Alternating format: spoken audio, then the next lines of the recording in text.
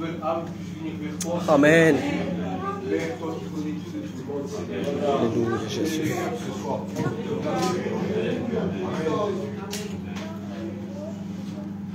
Gloire à Dieu, Amen.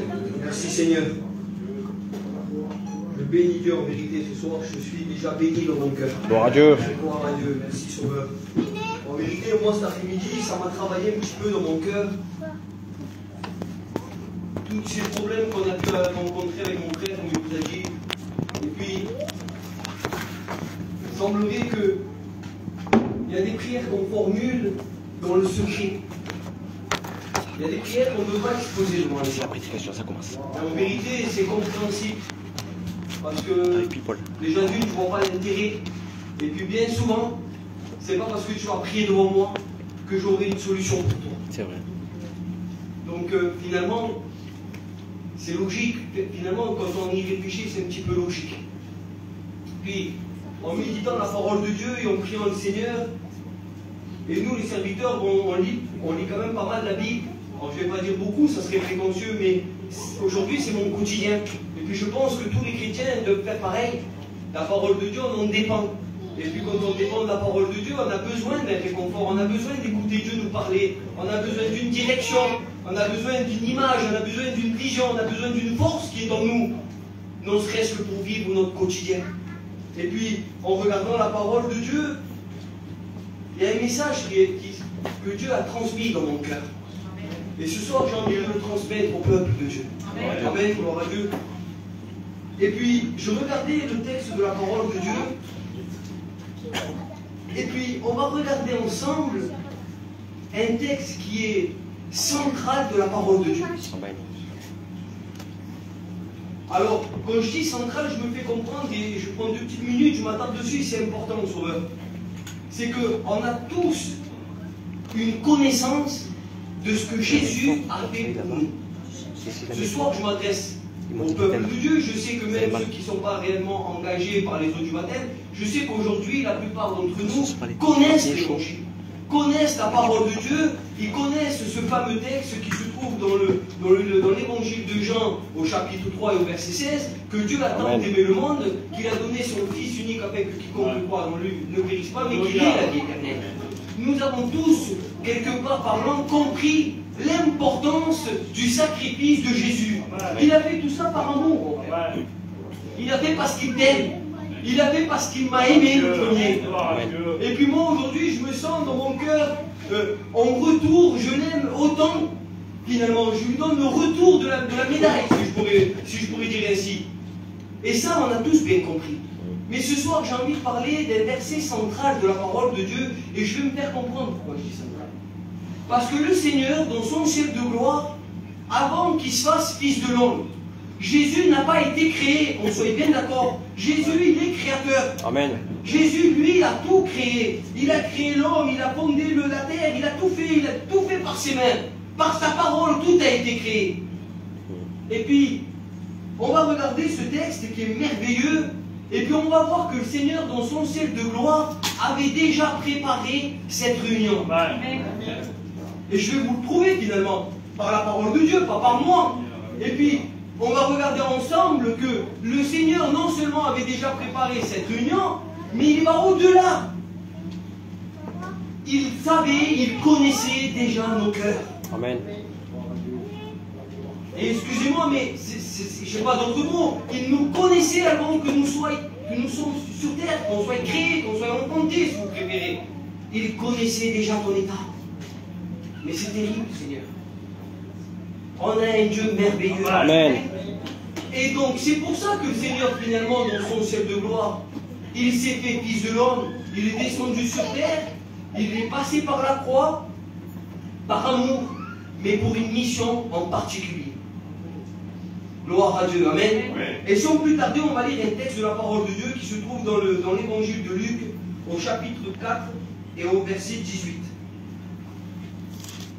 La parole de Dieu va dire ainsi: l'Esprit du Seigneur est sur moi,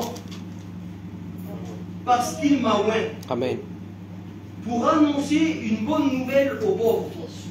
Il m'a envoyé pour guérir ceux qui ont le cœur brisé, pour proclamer aux captifs la délivrance Gloire à Dieu. et aux aveugles le recouvrement de la vue, Amen. pour renvoyer libres les opprimés et pour publier une année de grâce. Gloire à Dieu.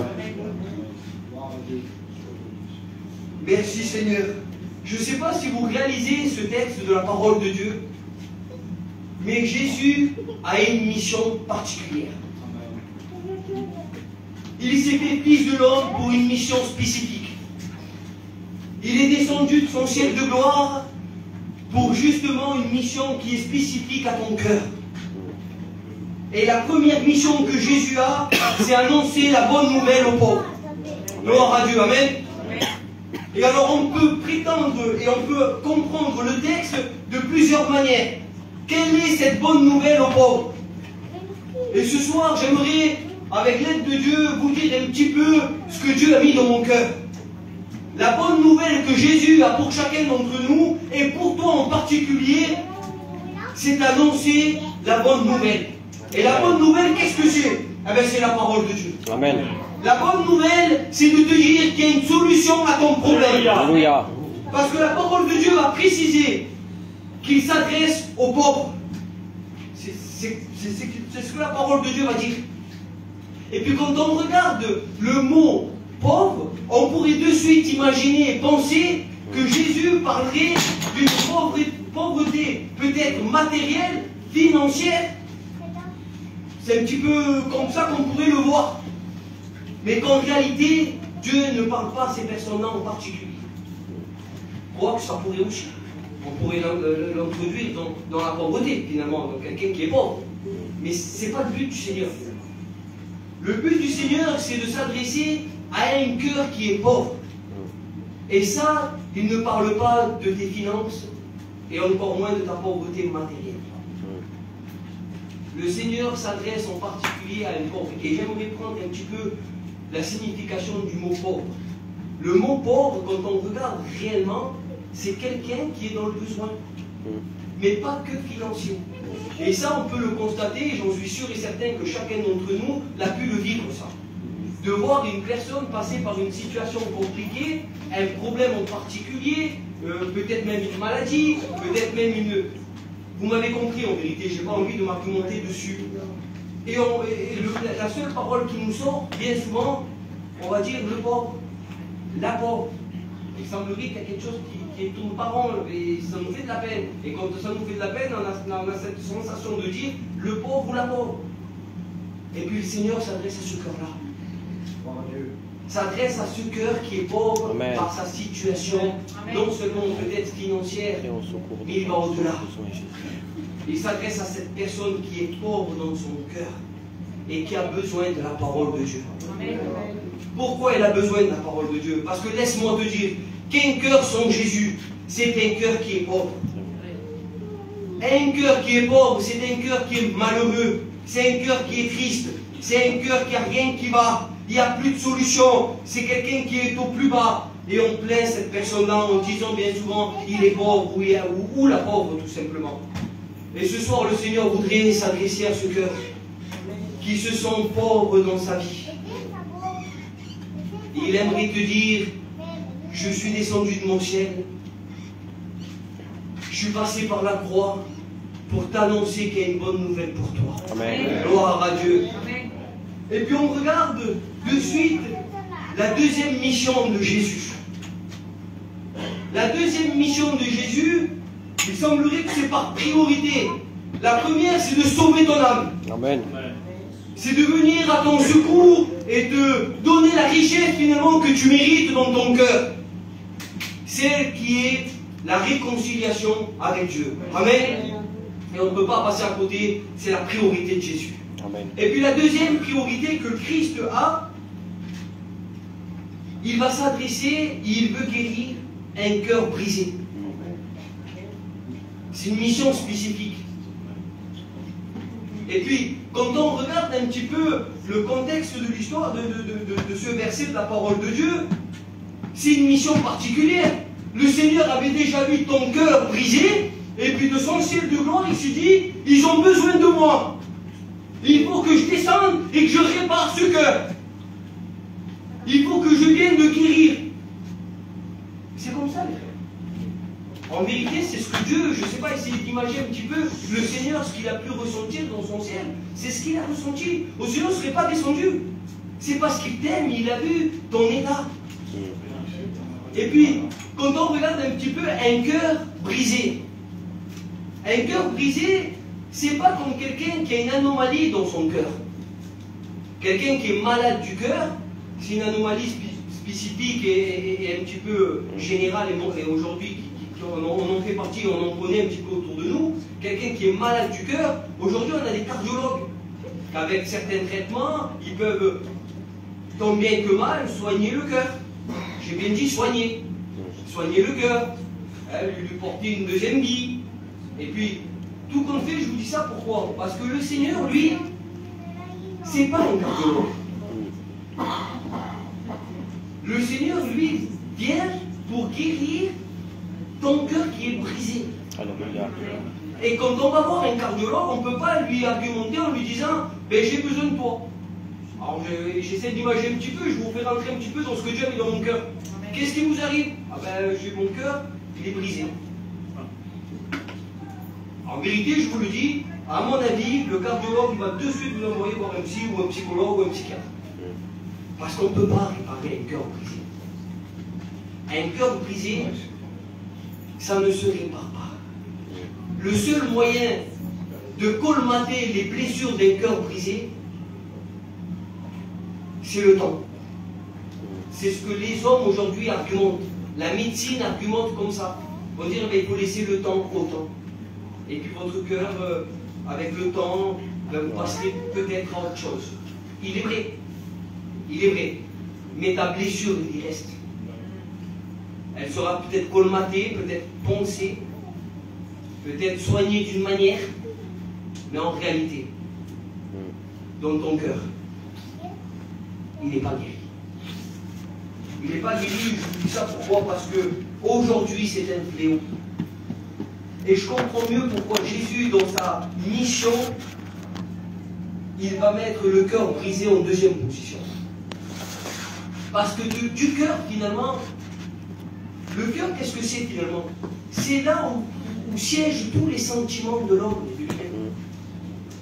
C'est ce qui va nous apporter à une réflexion. C'est ce qui va nous rapporter à une douleur, que ce soit quand on perd un être cher, excusez-moi, ou quand il y a une séparation, ou quand il y a quelque chose. Il se brise nos cœurs. Notre cœur, il se brise. Et puis, et c'est là que toutes nos pensées viennent.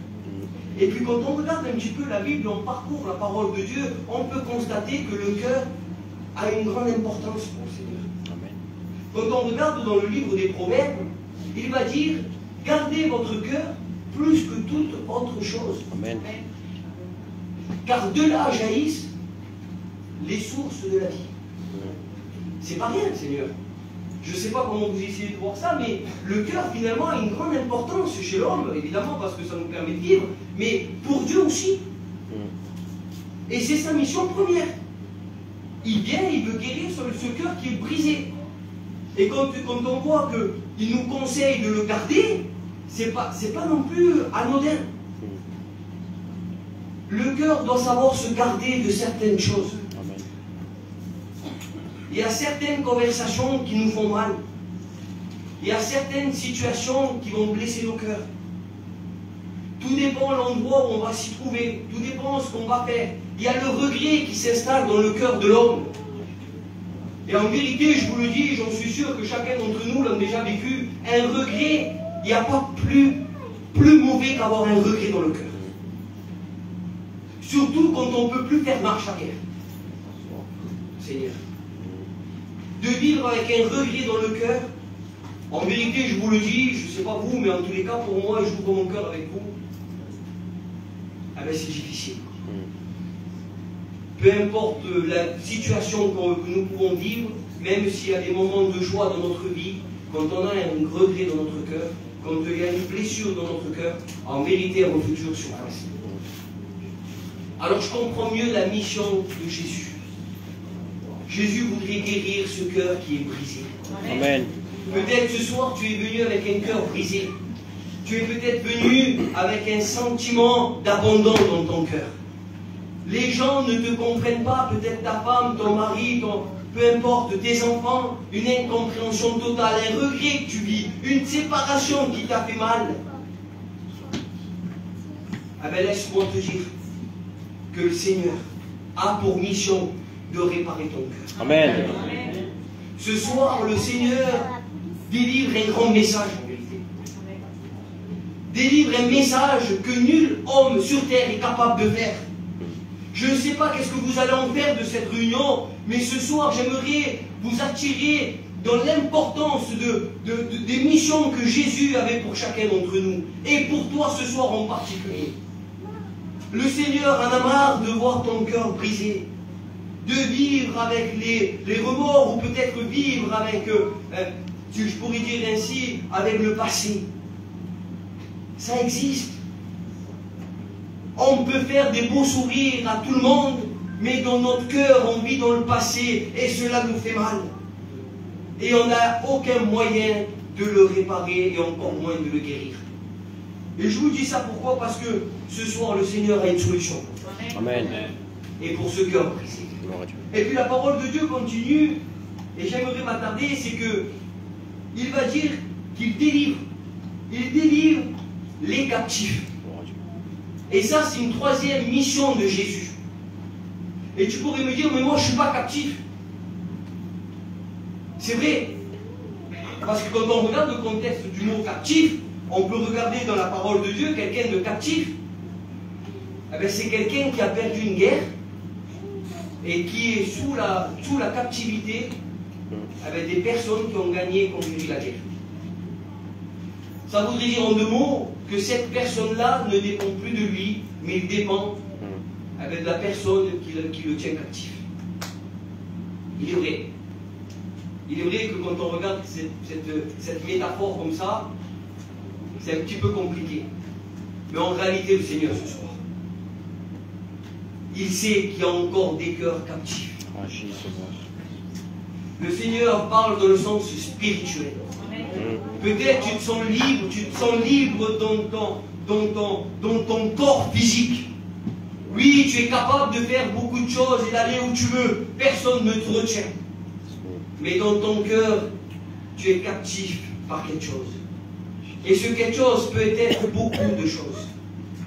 Aujourd'hui, je sais qu'il y a des personnes, et moi-même j'ai été fumeur, on peut constater qu'on devient captif par la cigarette. C'est vrai. Et puis, excusez-moi pour les anciens qui sont là, il y en a beaucoup qui sont captifs par la drogue. Et on dit toujours la même chose, les serviteurs disent toujours la même chose, toujours les mêmes mots. Mais on peut être aussi captif. Par le péché, certes, mais on peut être captif par nos pensées. Et ça, c'est un drame aussi. Vous savez, quand on est captif de quelque chose, quand les pensées nous rongent, quand les pensées ne nous laissent plus prendre le sommeil, quand dans notre cœur, il n'y a plus rien qui va, et qu'on dépend finalement de ces pensées, c'est elles qui nous entraînent dans notre vie, on n'est plus libre finalement. Parce que ça nous enchaîne, et ça a une continuité, si je pourrais dire ainsi. Ça nous amène à une dépression, ça nous amène à une angoisse. Et aujourd'hui, la France et le monde entier sont touchés par ces fléaux, qui est encore même plus élevé que la drogue, plus élevé que l'alcool, et plus que tout ce qu'on peut imaginer. C'est un fléau aujourd'hui qui tape toutes les personnes. La jeunesse sont concernés. Parce que je vois à la réunion beaucoup de jeunes. Et derrière la jeunesse se cachent des beaux sourires. Parce qu'on a bien souvent honte de dire à nos copains, honte de dire à nos familles qu'il n'y a rien qui va dans nos cœurs, qu'on est captif par nos pensées, qu'on est captif par notre état, qu'il y a quelque chose qui tourne pas rond dans notre vie, qu'on est triste et qu'on est nié, que nos cœurs sont brisés. On a honte. Et notre quotidien est que tristesse. Et puis la parole de Dieu continue. Il va nous parler tout simplement de quelqu'un qui est opprimé. Et ça va de soi. Et ça, c'est la cinquième mission que Jésus va faire. Quelqu'un qui est opprimé, je vous apprends bien. c'est quelqu'un qui vit avec une charge en lui. C'est à l'intérieur de lui. Quand on a une charge sur nous, pour ceux qui travaillent physiquement ou quoi que ce soit, ils savent de quoi je parle. C'est lourd, c'est fatigant, c'est dur à transporter, c'est dur à faire, c'est des efforts. Mais là, le Seigneur ne parle pas de ces efforts-là. Aujourd'hui, il parle de quelque chose qui est à l'intérieur de toi et que tu n'arrives pas malheureusement à déposer et à te le décharger. Ce n'est pas physique. Si j'arriverais à me trimballer avec des haltères ou quelque chose de lourd, ben au moment où je suis fatigué, au moment où mon corps est épuisé, ben je vais me déposer. Je vais dire, ben, j'arrête, tu as le temps, mais oui, j'arrête, je dépose tout et je vais me reposer. Mais non. Mais non. Le Seigneur s'adresse à une charge intérieure. Cette charge, Jésus connaît mon cœur et je le ressens dans mon cœur. Tu n'as pas moyen de la déposer. Tu n'as pas de solution de dire j'aimerais me décharger, j'aimerais me sentir léger. Tu es opprimé. Excusez-moi de l'expression, mais tu te couches avec cette charge et tu te lèves avec cette charge. Et puis, c'est ton quotidien. Et tu aimerais tellement te décharger de ce poids qui t'entraîne KO. Tu n'arrives plus. Tu n'arrives pas. Et ça fait des années que tu es peut-être comme ça. Et tu fais semblant que tout va bien. Mais dans ton cœur, à l'intérieur, tu as une charge et tu n'arrives pas à la déposer. Seigneur, c'est terrible de vivre ainsi. Et en vérité, je me permets de me dire, je l'ai vécu. J'ai vécu cette charge dans mon cœur et je n'arrivais pas à la déposer. Je cherchais une solution et je cherchais par mes moyens. Et en vérité, je vous le dis, de la part de Dieu, je ne trouvais pas le moyen de me décharger et de souffler enfin et de dire ça y est, j'ai trouvé le repos. Je n'arrivais pas. Et le Seigneur, ce soir, aimerait me dire, je suis venu avec une mission particulière. J'aimerais te décharger. Je veux décharger ce qu'il y a dans ton cœur. Enlever ce poids qui te tient tellement courbé. Alors je ne sais pas ce soir comment vous voyez la réunion, mais ce soir le Seigneur a une mission. Alléluia. Ce soir il veut opérer à l'intérieur de nos vies. Là où se cache le beau sourire. Là où se cache cette joie de vivre finalement. Mais à l'intérieur, il n'y a rien. Alléluia. Le Seigneur a une mission. Il s'en est donné la peine. Amen. Il est venu, mais pas pour rien. C'est pour t'annoncer cette bonne nouvelle. Amen. Et puis, je ne vais pas tarder, vous avez compris le thème du message, est-ce que Dieu a déposé dans mon cœur? Il y en a marre de vivre de la sorte. Puis je connais un homme dans la parole de Dieu. Que le Seigneur est intervenu. Amen. Et que dans son cœur vivait ni plus ni moins, c'est la mission que Jésus avait. Cet homme, on peut lire cette histoire dans le livre de Marc, au chapitre 5. Mais moi, j'aimerais la relater ce soir. Et je vous invite à la lire. Quand vous rentrez à la maison, elle est magnifique. C'est un homme qui n'a plus de vie. La parole de Dieu me dit qu'il vivait, excusez-moi de l'expression, mais j'annonce que la parole de Dieu, qu'il vivait dans les sépulcres. Il vivait dans les tombes. C'était sa vie. La parole de Dieu nous dit que des gens, sa famille, son entourage, ses copains, ils ont essayé de tout faire pour cet homme. Ils ont essayé de l'enchaîner, la Bible nous dit. De l'attacher, la Bible nous parle qu'il a essayé de l'attacher. Mais cet homme, la Bible nous dit qu'il déchirait les fers, qu'il cassait les cordes. Ils ont essayé de le dompter, la Bible nous dit. Ils ont essayé de le raisonner, si vous préférez. Mais il n'avait pas de solution. Ils ont tous essayé sans moyen de s'en sortir. Et s'il met dans mes tombes, c'est pas parce que vous allez me dire, Alphonse, il est bizarre ce soir, il parle un petit peu. Non, Seigneur. Il y a beaucoup de cœurs, en vérité, je peux le dire, de la part de Dieu, il y a beaucoup de cœurs qui prétendent vivre bien, mais dans leur cœur tout est mort. Excusez-moi de l'expression, j'ai pas d'autres mots. Il semblerait que tout va bien dans leur vie. Et puis on voit la mission de Jésus. Il semble que tout va bien, mais dans leur cœur, ils vivent dans le sépulcre. Ils ne trouvent plus de sommeil. C'est terrible, Seigneur. Cet homme-là, c'est ce qu'il vivait, la Bible nous dit. Et tout son entourage, toute sa famille ont essayé de faire quoi que ce soit. Mais ils n'avaient aucune solution. Laisse-moi te dire, ne perds plus de temps. N'essaye pas de te faire doubler par ta famille. N'essaye pas de chercher un réconfort auprès des amis, même si c'est bien. Merci Seigneur pour ceux qui le font. C'est important. Moi, je suis le premier à donner un coup de main à la famille, aux amis. Mais en vérité, je vous le dis, ils ne sont pas capables de résoudre ton problème.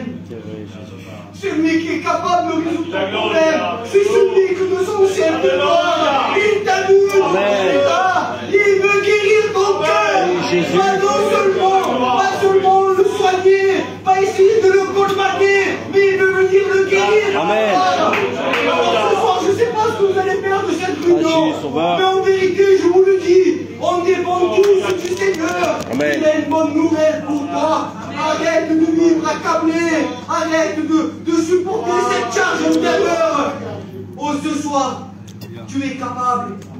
On est capable de la déposer à Jésus. En vérité, je vous le dis, c'est pas des mots en l'air. C'est pas simplement un livre. En vérité, je vous le dis, c'est des expériences que chaque chrétien pourra vous le raconter. Et puis moi-même, j'ai vécu mon expérience avec le Seigneur. Il m'a déchargé. Ce soir, il est temps. Il est temps de changer de position. Parce que cet homme, la Bible nous dit qu'il a dû quand il a vu Jésus arriver, la Bible nous dit qu'il court vers Jésus. Alléluia. Et qu'il va se prosterner. Ce soir, je ne sais pas si vous allez courir vers Jésus. Je ne sais pas ce soir si vous allez vous prosterner. Et vous m'avez compris que courir vers Jésus, c'est de revendiquer sa position. Mais Seigneur, je suis tellement loin. Ça y est, là, il y a des marques, Seigneur. Je suis trop loin. J'ai envie de venir vers toi, Seigneur. Je suis trop loin dans le monde. Je suis trop loin dans ma vie. Je suis trop loin dans mon péché. Je suis trop loin, Seigneur.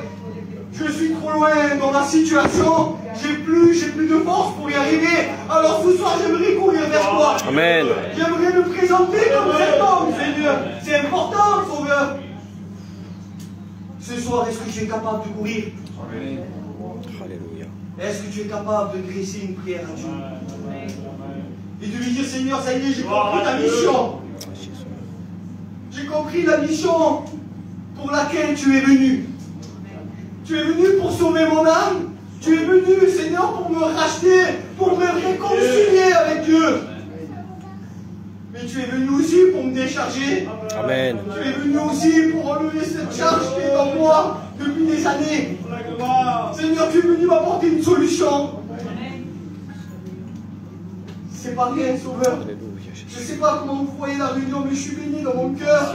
Parce que moi, j'ai la certitude que ce soir, la solution est ici. Alléluia. Ce soir, tu peux repartir de ce lieu déchargé complètement. Ce soir, tu peux repartir de ce lieu et dormir correctement. Ce soir, tu peux repartir de ce lieu avec un cœur guéri. Amen. Et ne plus vivre dans le passé, dans ces choses qui vous font mal, de vivre avec le regret. Ce soir, il y a une solution. En vérité, les frères, je vous le dis de la part de Dieu, il ne faudrait pas repartir comme ça. Il ne faudrait pas repartir dans la situation comme tu es rentré. Ce soir, c'est ta réunion. Arrête de remettre les réunions à demain. Arrête de dire demain, le Seigneur va me parler. Le Seigneur ne t'enverra jamais un ange. Il t'envoie des messagers terrestres. Et ce soir, le Seigneur m'a envoyé. Il a une solution pour toi. Il veut guérir ton cœur. Alléluia. Alors, on va prier le Seigneur. On va prier le Seigneur de tout notre cœur. On va courir dans la direction de Jésus. Que vous bénisse.